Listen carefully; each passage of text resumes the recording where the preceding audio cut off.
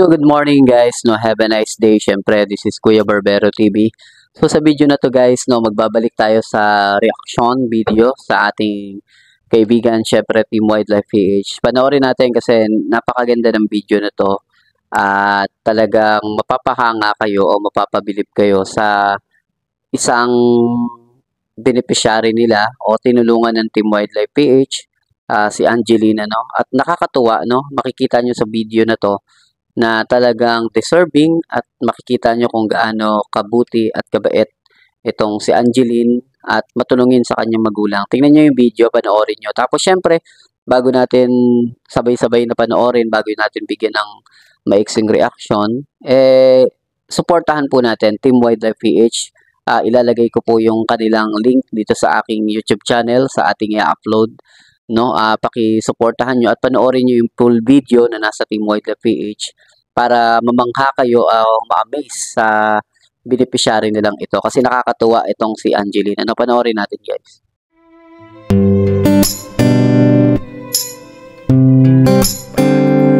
Ikaw siya.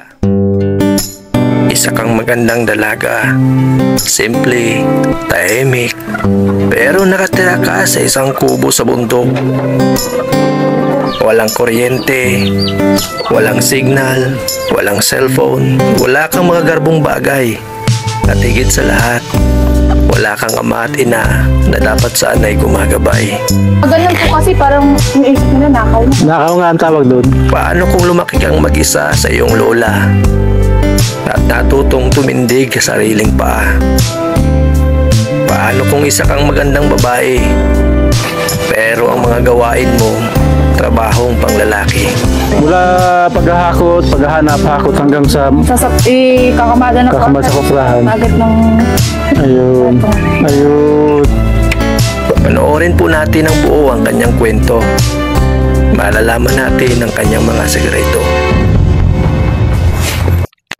So nakita kaagad natin na isang magandang kwento ng Team Wildlife PH at medyo nakaantig din ito sa ating damdamin kasi ang hirap ng kanyang pinagdaraanan. So isipin nyo na walang kuryente, walang tubig. Merong tubig kasi alam naman natin na bundok nga pala, no? Pero syempre para sa isang dalaga na ganito yung trabaho, parang challenge araw-araw kung paano ka mabubuhay dun sa bundok. Pero makikita naman natin yung isa sa magandang katangian ng dalagang ito, kung paano siya nahubog sa pagiging mabuting bata o mabuting dalaga, no? So panoorin natin, ituloy natin kasi video introduction pa lang yan ng Team Wildlife PH pero mukhang nakakalungkot na. Sabay-sabay natin na panoorin. Paano kung ikaw siya? Isa kang magandang dalaga. Simple, tahimik, pero nakatira ka sa isang kubo sa bundok. Walang kuryente, walang signal, walang cellphone, wala kang mga garbong bagay. At higit sa lahat, wala kang ama at ina na dapat saan ay gumagabay. Ganun po kasi parang iniisip nila nakaw na. Nakaw nga ang tawag doon. Paano kung lumaki kang mag-isa sa iyong lola at natutong tumindig sa sariling paa? Paano kung isa kang magandang babae pero ang mga gawain mo trabahong panglalaki? Mula paghahakot, paghahanap-hakot hanggang sa Kakamada na kakamad sa koprahan. Agad ng... Ayun. Ayun. Panoorin po natin ang buo ang kanyang kwento. Malalaman natin ang kanyang mga sekreto. Ayan na. Hello, Angeline. Ikaw si Angeline, di ba? Opo. Ayan. Sino kasama mo dito ngayon? Si Lola. Siyempre po yung... Kamusta po, Lola mo? Siya ang Lola mo, di ba? Opo. Ayan. Lagyan ka namin ng ano. Ayan. So, expected mo naman na darating kami, di ba? Opo. Ayun. Sipag Siyempre. Talagang... Kami na. Wala po kaming pagkakakita. Ayan. Talagang ganyan yung gawain mo, Angeline. Opo. Mukhang sanay na sanay ka na talaga kasi karamihan gumagawa niyan, lalaki, di ba? Uy, wala naman po yung tatay na tutulong sa amin. Oo. Tulungan na lang po. Tulungan na lang kayo ng nanay mo. Opo. Kaya ang lola mo. Opo. Ayun. Ano? Pero, ikaw bang nagkawit niyan? Hindi naman. Hindi po. Ang gana po nito ay likay. Ganun. Yung may-ari Yeah. po nito yung magkakawit, pagkatapos ipunin, pagkatapos ipunin, lilikayin po namin. Likay, anong ibig sabihin ng likay? Yung Hindi. Yun po, yung parang naiwanan. naiwanan. Opo, kailangan nyo pa pong sumuot sa gubat, yung mga hindi nila naipon. Yun. Kasi, may po yung si inay, wala po kaming kukunan ng, Oo. wala po akong tatay na magsusuporta, parang ganun. Ano nga pwede kang malaman? Ano nangyari sa tatay mo? Ay, actually po, yung tatay ko, nakilala ko na po siya, pinakilala sa akin ng nanay ko. Then, pumunta po ako dun sa kanila po, sa Batangas. Tapos, nangyari po nun, parang short story. Oo. Nangyari po nun ay, So, gano'n, nagpunta po ako dun na parang, sa una, tanggap po ako pa. Tapos nung pangalawa, parang, alam niyo po yung parang patulong ka na lang. Alam po yung, ibig sabihin, May ibang pamilya na. Oo, parang gano'n. Ang mother mo ba yung original na asawa? ano po, dati po, parang gano'n. Kasi yung mama ko po ngayon, yung nalaman ng tatay ko na nawawala siya sa sarili, ganyan. Parang, ayun, iniwan na. So kaya lumaki ka sa lola mo? Opo. Tunay na po yung nanay. Taguyod sa'yo. Paglaki mo, kaya pala lahat ng gawain sa gubat, sa bukid, alam na alam mo. Opo, simula Pati itong bata paglilikay. Opo. Ayun, nakakalungkot naman yung kwento mo Ang madaling salita, Angeline, yung father mo, medyo maayos yung buhay. Parang ganun po. Nakarating ka pala sa kanila. Opo. Maganda po yung bahay nila. Yung bang mga anak niya mas panganay sa'yo o ikaw ang panganay sa lahat? Wala po kasi siyang anak sa iba sa kamamalaki lang po. Wala sa anak din sa... Opo. So yung father mo pero may asawa kaya lang wala siyang anak doon. Nagkaasawa po siya pero ngayon wala na po Wala na rin. Dati po kasi, So sa pagkakaalam mo, ikaw lang ang anak niya. Opo. Ayun.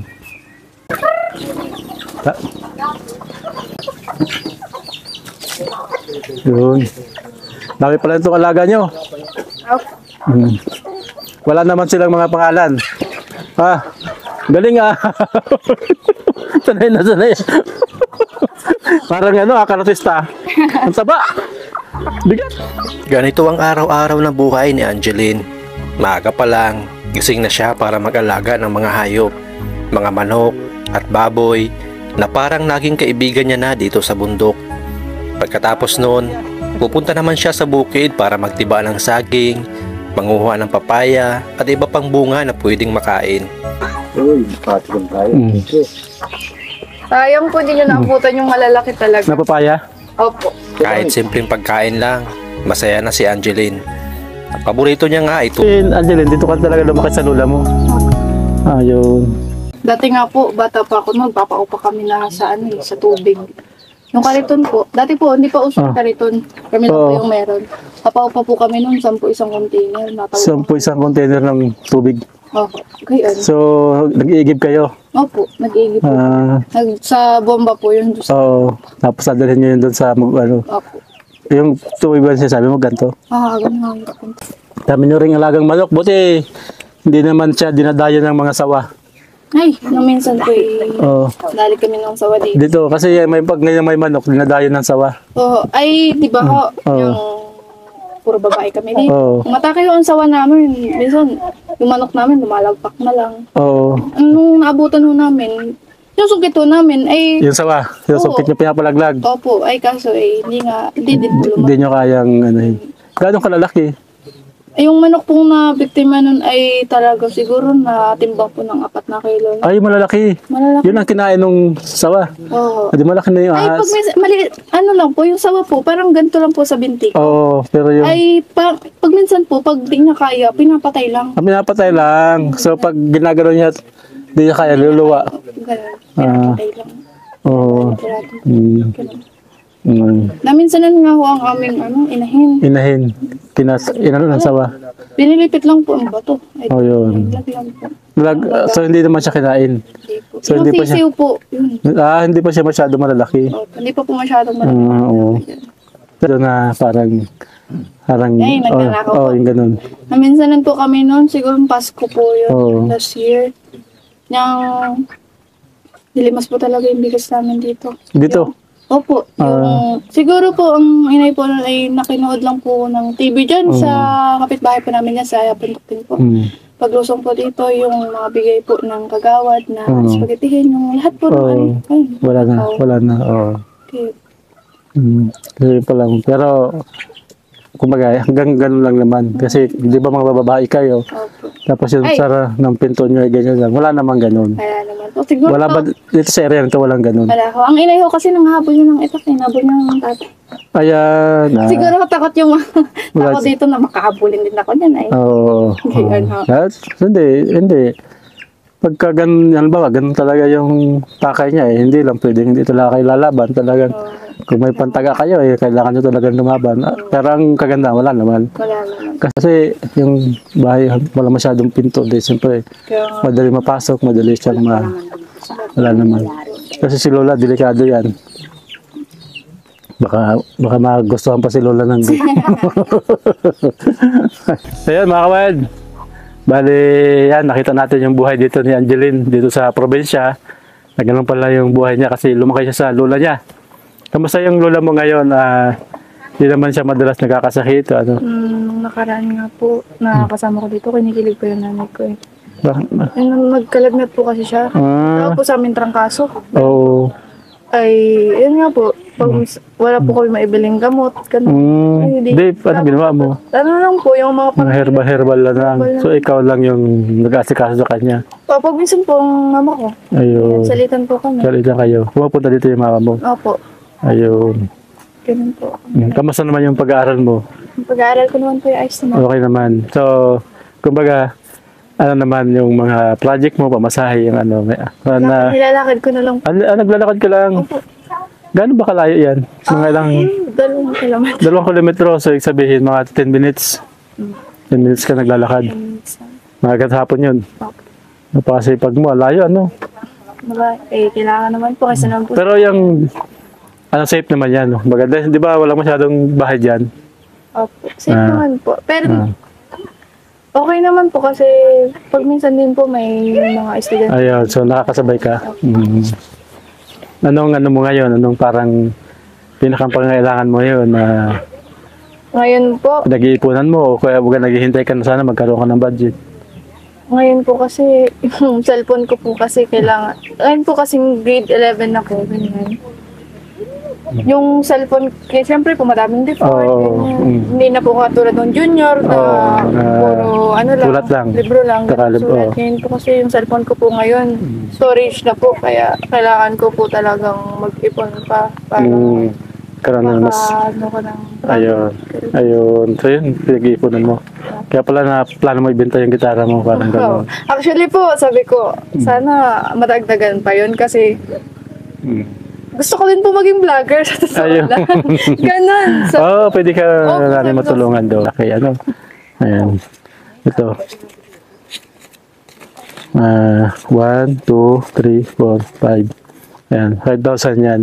salamat po. Makakadagdag po to sa ipon. Ayun. Dito po sa amin, nakakabili po kami ng bigas. Ayun. So, ganun talaga yung buhay nyo dito. Parang Opo, sobrang Sige, pangangailangan. hirap, pero kaya kakayanin. naman. Ganun po. Salamat sa pagpahayag mo na mapakita natin yung buhay mo dito sa bundok. No? Salamat din po Ayan. sa inyo at nasa dami po ng tao sa Benavista ay napuntahan nyo kami dito. Yan. Kasi, Kahit tiblib po yung bayan namin.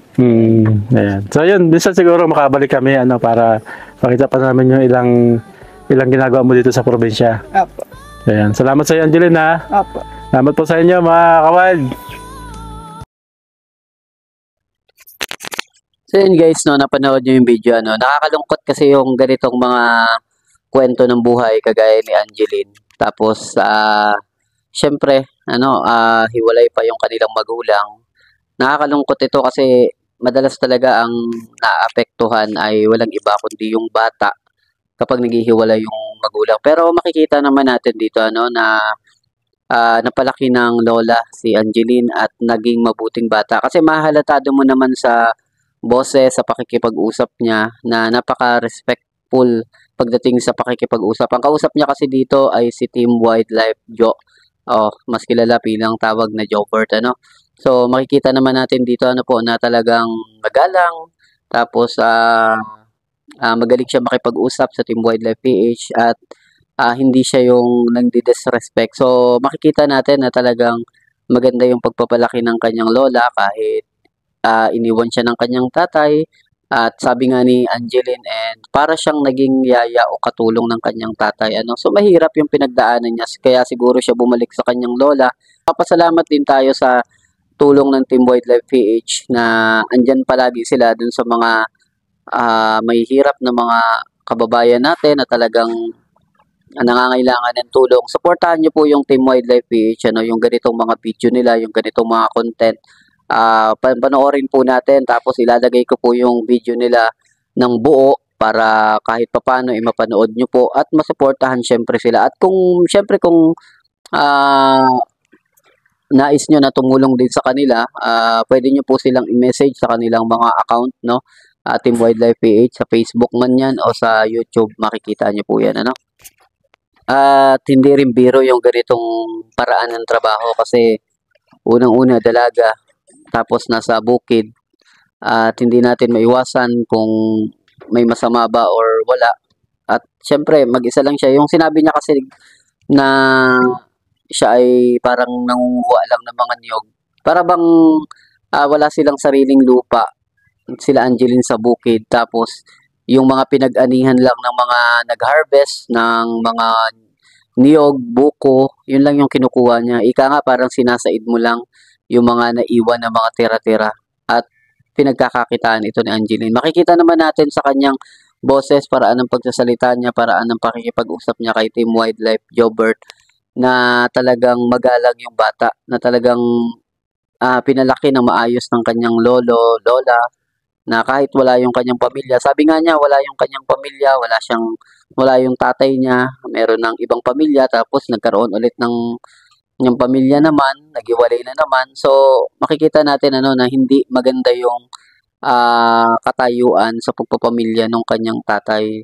Pero makikita rin naman natin dito na kahit ganon, napalaki naman ng maayos si Angeline ng kanyang lola, lolo. At sinabi nga niya kanina na siya ay nakatira sa kanyang lolo at lola. So, yun nga lang guys, solo maiksi lang yung ating reaction video sa Team Wildlife PH. Pero ilalagay natin yung buong video nito sa ating link, sa ating i-upload, sa ating reaction ngayon, at suportahan nyo, panoorin nyo, at kung meron kayong nais na tulong sa Team Wildlife PH, pwede nyo pong kontakin sila, at syempre malaking tulong din ito para sa kanila, Thank you so much guys, this is Kuya Barbero TV.